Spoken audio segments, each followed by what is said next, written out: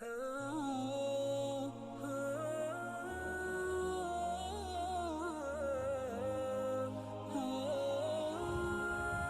علیکم ورحمت الله وبرکاتہ. حاضرینو، د حضور صلی الله علیه وسلم مبارک، د صحابه کرامو د مینې او د حضور علیه السلام مبارک د عاشقانو د عشق یو خبرې بیانولو په مقصد باندې د تاسو مخې له راغلی یم. حاضرینو، د حضور مبارک عاشقان، د حضور مبارک محبین بې مثله بې مثاله وو. هر یو صحابي د خپل وس مطابق د مینې او د محبت اظهار کړی دی. په صحابه کرامو کې یو صحابي مبارک ته حضرت عاصم رضی الله تعالی عنه مبارک نامه یې. حاضرینو، د حضور علیه السلام مبارک په مینه کې د مبارک د کفارو ډېر مخالفت کړی دی. اسلام یې په یو ځای کې هم کمزورتیا له نه یې ورکړی، او آخر چې د مبارک خپل بدن د حضور علیه السلام د مینې د اسلام د ترقۍ لپاره ټوټې ټوټې او حیثي حیثي کړی دی. حاضرینو، حضرت عاصم رضی الله عنه مبارک هغه صحابي دی چې د مبارک په هکله رادرومي. د مبارک د کافر یو مشهور کافر نامه یې سلافه، د هغه دوه زامن د مبارک مردار کړي وو. سلافه دا اعلان وکړو چې کوم یو کس د عاصم رضی الله عنه مبارک اول نظر ومنلو چې کوم یو کس د عاصم سے کوپړې مبارکه سر مبارک مال راوړي، نو یو خو به هغه کې زه شراب څښم، بلې چې څوک راوړي زه به وله سل اوښان ورسره دراهم درکوم. په دغه لالچ باندې یو کس ته سفیان ابن خالد نامه یې. په دغه لالچ باندې د یو څو کسان د عضل د قبیلې یا د یو بلې قبیلې یو دوه کسان سره نور کسان هم هغه یې تیار کړل. سفیان ابن خالد په دغه لالچ باندې د عضل د قبیلې او ورسره د یو بلې قبیلې څو کسان په دغه نیت تیار کړل چې تاسو به لاړ شو مدینې منورې له، او مدینه منوره کې به تاسو مسلمان ځان ثابت کو.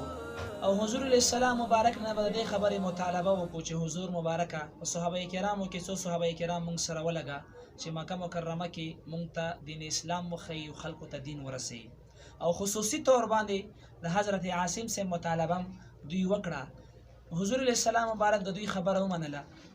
حضرت عاصم سے، حضرت خبیب سے، او ورسره حضرت زید ابن طارق، حضرت عبدالله ابن دسنه، ورسره نور صحابه کرامو تقریبا اوه کسان یا لسو کسانو یو فریق او یو ډله حضور علیه السلام مبارک ورسره ولګله.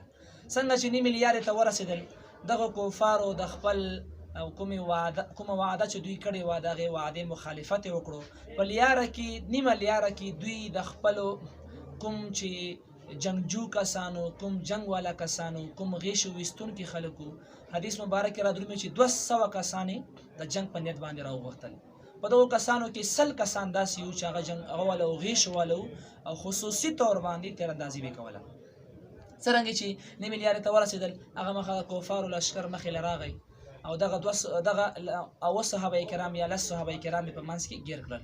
په دغو کې عاصم سے مبارک هم دی چې کله دوی پوه شول چې یاره کافر خو په خپل سوچ کې موږ سره دوی د دوکې په نیت باندې راغلي او موږ سره دوکه کول غواړي، نو دغه صحابه کرام دف دا د یو غره نامه د هغه غره باندې پاسه وختل. کفار لاندې دي، صحابه کرام پاسه دي. حضرت عاصم سے ورسره نور صحابه کرام دي. کفار ورته لګیایي چې مسلمانانو، موږ د تاسو وینې تویول نه غواړو، صرف تاسو موږ ته ځان حواله کو، موږ د مدینې منورې خلکو نه په تاسو باندې پیسې اخیستل غواړو.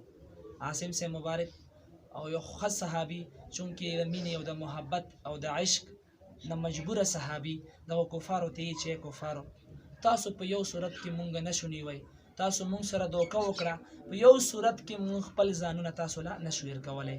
حضرت عاصم سے مبارک خپلو انډیوالانو صحابه کرامو ته یې چې صحابه کرامو خفه کېږو ما، دا د اله العالمین د طرفه امتحان دی. د مبارک په زړه کې د شهادت هغه جذبه راپورته شوه، د حضور مبارک مینه او محبت راپورته شو. صحابه کرامو ته یې چې صحابه کرامو باقاعده دغو کفارو سره به مقابله کوو او داسې مقابله به کوو چې څو پورې موږ نه یو شهیدان کړي هغه پورې ځانونه نشو ورکولی. د مبارک لګیا شو. حدیث مبارک کې را درومي چې دمره جنگ یې وکړو چې د مبارک توره مبارکه ماته شوه، بالکل ټوټې ټوټې شوه، او آخر چې د مبارک د شهادت په مقام باندې فایز کېدو، د مبارک بدن زخمی شو. کوم وخت کې چې شهید کېدو د مبارک سوال کې چې الہ العالمین سلافه نظر منلی دی، د ما په کوپړۍ کې شراب څښل غواړي، الہ العالمین د ما حفاظت وکړي او د ما محافظ وګرځېږي. او الہ العالمین بل سوال دا کوم، بل دعا دا کوم چې د مونږ حالت نه حضور علیه السلام مبارک خبر کړي. حدیث مبارک کې را درومي چې دغه ټینګ کې حضور علیه السلام مبارک خبر شوی د وحی په ذریعه باندې د مبارک ته معلومات شوي دي، وایي چې کوم وخت کې چې د مبارک شهید شو، کفارو دا سوچ وکړو چې سر به قلم کو، سلافه ته به ورسو، نظر به پوره شي، موږ له به پیسې راکړي، موږ له به مال متاع راکړي. نو وایي چې الہ العالمین د مبارک د سر حفاظت لپاره د شاتو مچۍ راولګلې، د مبارک په سر باندې کېناستې، او وایي چې هغه پورې نه تللې چې څو پورې کفار په دغه محفل کې موجوده وو. وایي چې آخر کفارو دا سوچ وکړو چې سحر به ورله راشو، سبایي به ورله راشو، او د مبارک سر به پروت وي، بس په ښه انداز باندې به یې پورته کړو. وایي چې کله چې سبایي شو، الہ العالمین د طرفه یو باد بدامه راغله، یو باران راغی، او د هغه باران په وجه باندې الہ العالمین د سر د هغه ځای نه منتقل کړی و، بل ځای ته یې وړی و. او مقصد دا چې د مبارک کوم مینه وه، د مبارک کوم محبت و، د مبارک پیش کړو، خپل سر قلم کړو. خو الہ العالمین هم غیرتي بادشاه دی چې د هغه د حبیب سره څوک مینه کي، څوک محبت کي، څوک ولا ټایم ورکوي، څوک ورسره د زړه نه یو قسم له اخلاص کې الہ العالمین او خلقو لم بیا عزت ورکوي. د حضور علیه السلام مبارک مینه یو بې مثله بې مثاله عبادت دی. او نور به زه څه ویم چې زه ورته کامل مؤمن هغه موقع پورې نشو جوړېدی چې څو پورې موږ تاسو د خپل ځان نه، د خپلو بچو نه، د خپل الوادې نه ډېره مینه د حضور علیه السلام مبارک سره نه کړي. الہ العالمین دې په دې چند خبرو د عمل کولو توفیق را نصیب کړي. واخر دعوانا ان الحمدلله رب العالمین. गाइस अगर वीडियो पसंद आई हो तो प्लीज़ वीडियो को लाइक कीजिए और साथ ही हमारे चैनल को सब्सक्राइब कीजिए और बेल का आइकन भी दबा दीजिए ताकि जब भी हम कोई वीडियो अपलोड करें तो इसकी नोटिफिकेशन आप तक पहुंच जाए। Thank you.